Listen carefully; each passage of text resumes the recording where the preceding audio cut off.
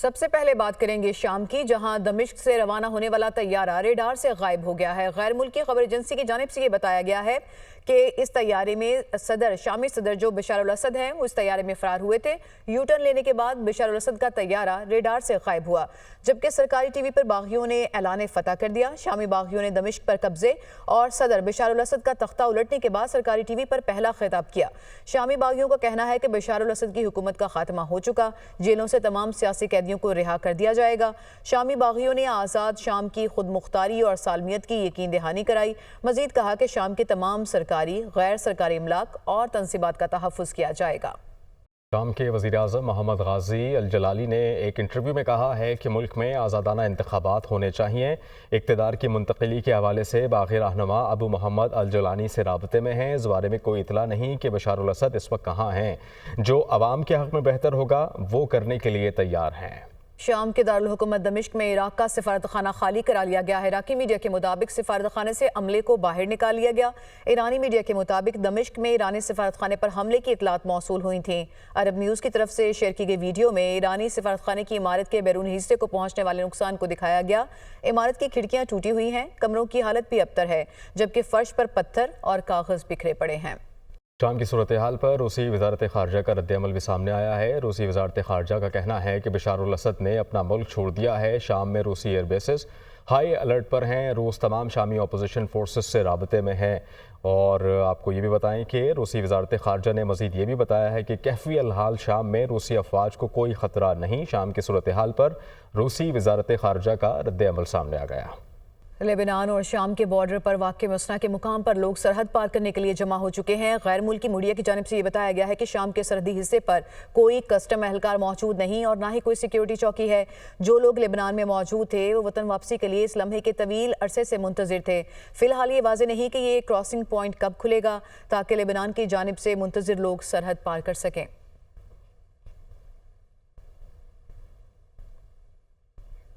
دیگر خبریں شامل کر لیں۔ وزیر اعلیٰ پنجاب مریم نواز چین پہنچ گئیں۔ وزیر اعلیٰ پنجاب مریم نواز کا بیجنگ ایئرپورٹ پر پرتپاک استقبال کیا گیا۔ وزیر اعلیٰ مریم نواز سے کمیونسٹ پارٹی آف چائنا کے اعلیٰ سطح وفد کی ملاقات۔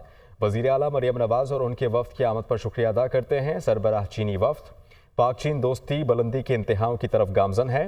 وزیر اعلیٰ پنجاب مریم نواز کی جانب سے کہا گیا، انہوں نے یہ بھی کہا کہ چین کے اشتراک سے پنجاب کو اقتصادی اور معاشی بلندیوں پر لے کر جانا ہے۔ وزیر اعلیٰ مریم نواز کے 8 روزہ دورے کی سرکاری مصروفیات کا آغاز کل سے ہوگا۔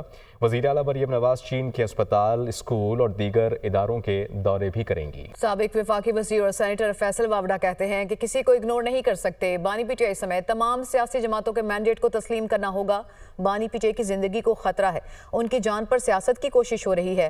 بانی پی ٹی آئی کی جان ان کی اہلیہ اور حواریوں سے بچانا ہوگی۔ کسی کو اگنور کیا نہیں جا سکتا۔ عمران خان صاحب کی زندگی کو خطرات ہیں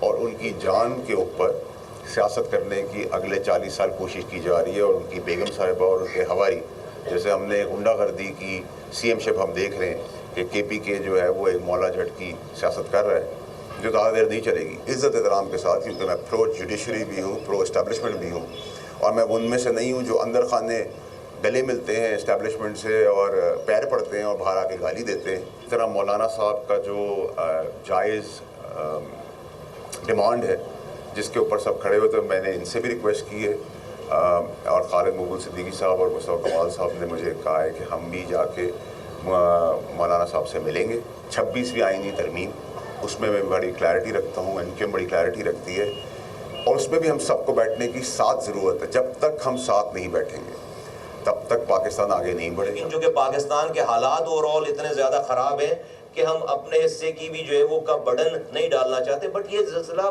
بہت دیر تک ڈیفینیٹلی نہیں چلے گا۔ ہمیں ہمارا بھی ڈیو شیئر چاہیے۔ پاکستان کی تمام پولیٹیکل پارٹیز کو ایک میز پر آ کر کچھ کامن ایجنڈا تیار کر کے پاکستان کو آگے لے کر چلنے کا کوئی فارمولا اب بنا لینا چاہیے۔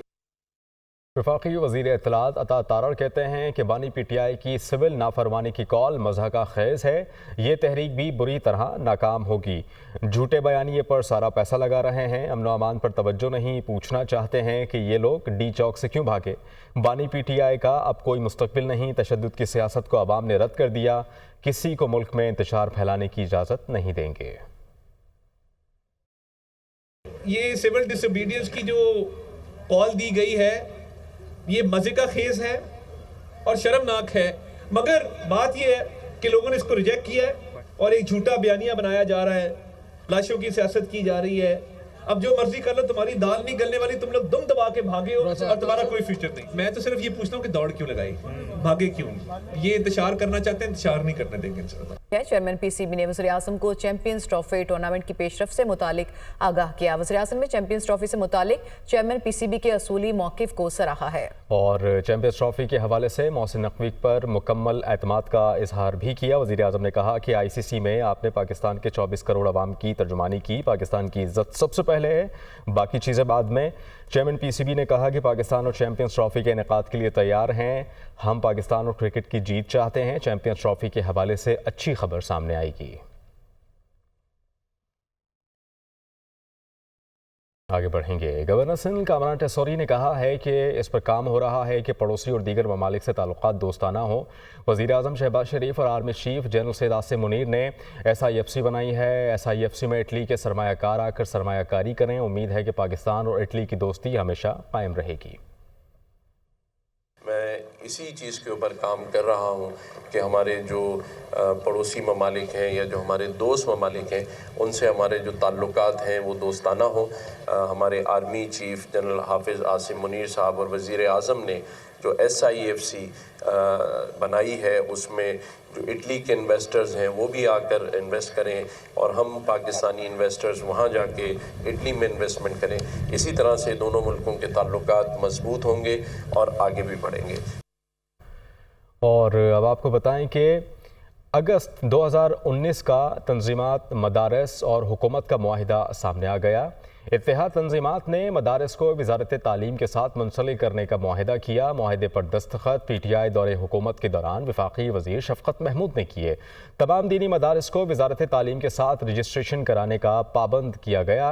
इसके अलावा वजारत तालीम मदारस के आदाद शुमार इकट्ठे करने की वाहिद मिजाज अथॉरिटी तस्लीम की गई। रजिस्ट्रेशन न कराने वाले मदारस को बंद करने का मुश्तरका फ़ैसला भी हुआ।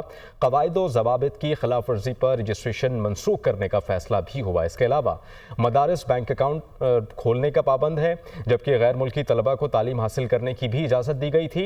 यकसा निसाब के अहदाफ मुआहिदे तय किए गए और इनको संगे मील का दर्जा दिया गया। इसके अलावा मुआहिदा तालीमी इस्लाहात और दीगर माली इमदाद की फराहमी की यकीन दहानी भी कराई गई थी। जमात इस्लामी हाफिज नईमुर रहमान इस वक्त तकरीब से खिताब कर रहे हैं। कैंपसेस में पढ़ेंगे, लैब्स होंगी बहुत सारी, उसको ऑर्गेनाइज करना, फैकल्टी का बंदोबस्त करना, पूरे सिस्टम को चलाना, तो एक एक तालिब इल्म पर कितनी कॉस्ट आएगी। लेकिन हमने अल्लाह का नाम लिया, शुरू किया और आज ये वक्त आ गया कि आप 4.0 इस तरह से कर रहे हैं कि पहले हमने जब ये एप्टीट्यूड टेस्ट लिया था पूरे शहर की बुनियाद पे लिया था और आज ये शायद 9वां या 10वां एप्टीट्यूड टेस्ट है जो कराची के मुख्तलिफ इलाकों में हो रहा है। यहाँ गुलशन और गुलिस्तान जौहर के नौजवान मौजूद हैं, तो आप ये देख सकते हैं कि इस वक्त तक 48,000 हम यूथ को ये कोर्सेज मुकम्मल करवा चुके हैं। अटेंड तो बहुत सारे लोगों ने किए, लेकिन जो पास आउट हो गए वो इतनी बड़ी तादाद है और उनको हम इस तरह तनहा नहीं छोड़ रहे, उनका हाथ थामा है, तो अल्हम्दुलिल्लाह पूरी तरह से उनका साथ निभा भी रहे हैं, साथ चला भी रहे हैं।